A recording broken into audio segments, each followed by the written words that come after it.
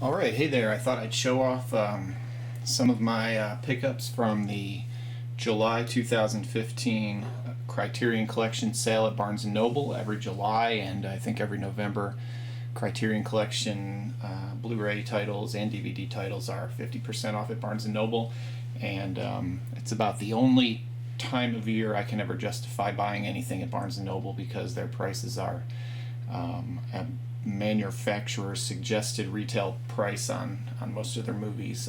You'll go in there and see a movie that's you can find pretty commonly for $15 to $20 on sale, not on sale, marked at $30 or $40 in Barnes & Noble. So I rarely get anything there. The one time I do is when they mark down their Criterion Collection movies to 50% off. If you're a member of Barnes & Noble, you can even get more than 50% off because, as you know, with their membership card, I forget the name of it because I'm not a member, you can get extra percentages off of the movies you buy. The nearest Barnes & Noble to my house is approximately 45 minutes away, so I do my shopping online, and unfortunately most of the coupons that you get at the online coupons that they have at Barnes & Noble are not good on the movies that I'm purchasing.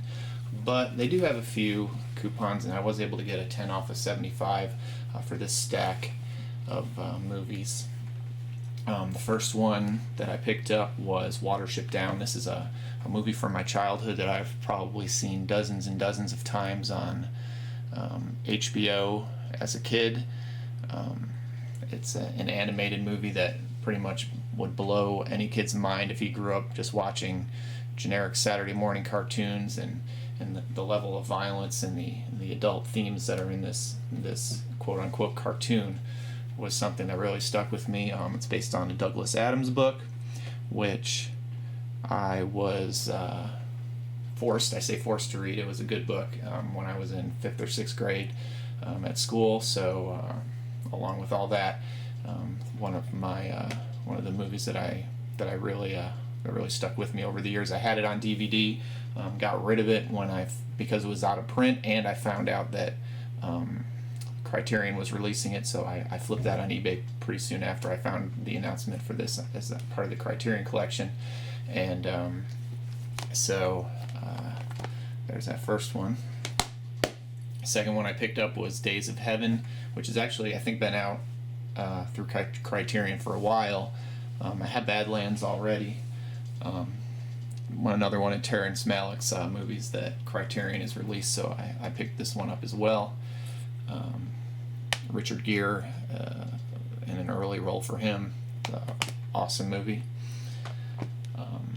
The only one of this stack that I have here that I bought, which is a blind buy, I haven't watched it yet, Robinson Crusoe on Mars. It's a 1960s science fiction movie, which is a genre that I really enjoy. I love seeing the different ways that special effects were accomplished back in the early days of, not the early days, but the days before CGI.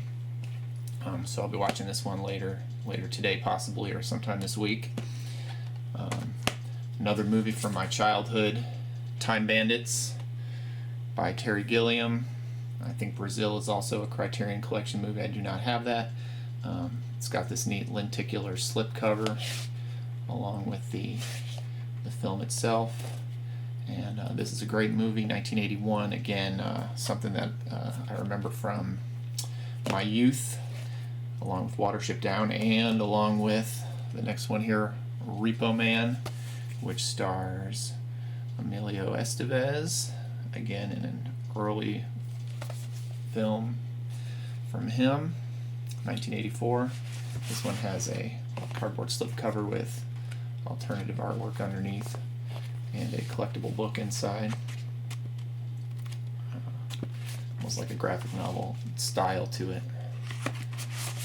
And the last two are David Cronenberg movies, which are pretty wild. If you've never seen any of his movies, I suggest you check it out. Scanners which comes in a very thick package. I have a love-hate relationship with some of these Criterion packaging, and I'll talk about that in just a second. Can't get it out. Oh, I have the wrong side.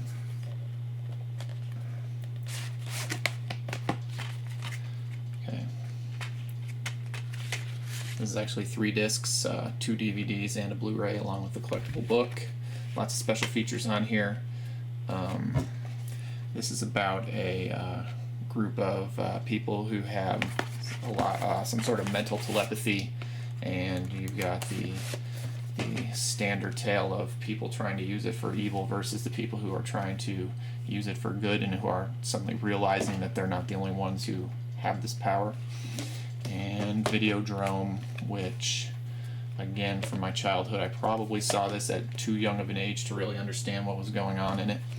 But again, a neat collectible package that I can now appreciate as an adult. This film a lot better than I did when I probably saw it late night on cable TV. Like I said before, I probably should have. Alright, the love-hate relationship I have with these movies is that you can see the first 3 were your standard Criterion plastic case, which they're always well done. The artwork's always great and different than what you usually see on more mainstream releases. And then we've got another one with a slipcover, which is cool. And then we've got some others with a cardboard slipcover of varying widths. You can see Scanners is a little bit thicker than the others, and none of these are super new releases from Criterion. I don't know if they've gone back to their standard plastic slipcover, but for a while there was a bunch of different films that came out in all kinds of wild packaging of varying thicknesses.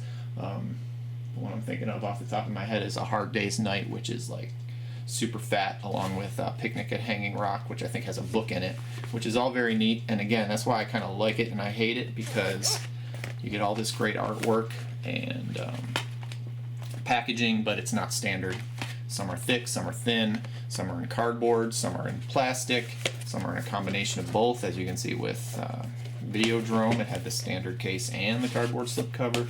So, and then this one's got the cool lenticular, so it's neat to never know what you're going to get when these things come out, but I'm a little bit compulsive when it comes to my DVDs and my Blu-rays, and everything always looks a little bit nicer and neater when it all looks the same. But anyway, this was my July 2015 Barnes & Noble Blu-ray haul.